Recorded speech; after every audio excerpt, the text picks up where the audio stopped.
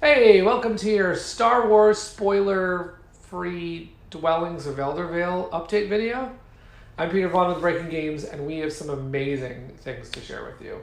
We have production happening, so meeples are coming in, and sound effect bases, and minis, and gold coins, and game trays. It's so awesome. And so what we want to do is share those cool bits and pieces as they come in. Probably going to chop it up into a series of pre-press production videos so that you can be part of the process.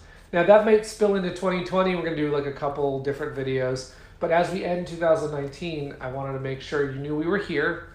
We wanted to wish you good gaming for the end of the year and happy holidays, and let you know that we're making the best game that you're going to own in 2020. I'm so excited about it. Now, a lot of people have said to me, like, when you do an update, don't say anything bad. It's like amazing. It's perfect. There's no problems, which I don't believe in doing that, right? I want to share good and bad, what's happening, and I have to tell you something really personal, which is that I've been sick, injured for 4 months now, and it's just consuming my life. I'm lucky to be standing here. I can't sit down. I've been mostly bedridden, going to different doctors, chiropractors, acupuncturists, taking all the medicines I can possibly find, and doing that so that I can work on Dwellings files, which I know seems messed up, and I'm taking my health very seriously, but I'm working every day on this project. I've done that for 2019. I'm not giving up. I care about this project. For better or worse, we have project leads on our projects, and Breaking Games believes in the quality of our projects, and I just know this game well. I'm liaison with Luke. I know the manufacturing teams. I'm working with the production teams. So for good or bad, when I go down, it kind of means our vendors and all of the other timelines are at risk. And I will tell you that it is very hard to do Photoshop and Illustrator while you're in bed, and I don't recommend it. But we got to make this game, and so I'm doing it. I'm doing the things, and so it's hard to say that, and it's also. But it's great. But the files are coming. This game's coming out better than I ever could have hoped. The quality of the art and the pieces are just fantastic, and you're going to see that in the videos that we have to share. And while I don't know exactly what our timeline is, I'm going to post a timeline in January when the plants tell me exactly where we're at. Now, we were already tight with minis production because we're putting a wash effect on all the minis, which technically speaking is like that Awakened Realms sun drop. We're giving that to everybody. So you get that on all the minis, but that takes time. That was already bumping into our final timeline, and now with the print components, they're all turned in except for the rules, which we're on a normal timeline for the rules. It's always been going to be the last piece, but I am concerned that we may spill into the summer. And what I'm going to do is update you, keep you up, with a schedule so you know what's happening and what we expect. The other thing that I want to mention is this game is complex. I mean, this is not an easy game to make. There's tiny little bits and pieces and decisions and all sorts of... I laugh about this with game trays. I'm like, it's a chicken and egg, right? I go to Noah at game trays, and I say, I need to know the size of the game tray so I can make the box. And he's like, I need to know the size of the box so I can make the game trays. And the minis plan is like, I need to know the game trays so I can make the minis, and then it's just... goes like this, and we have to make everything's got to fit right.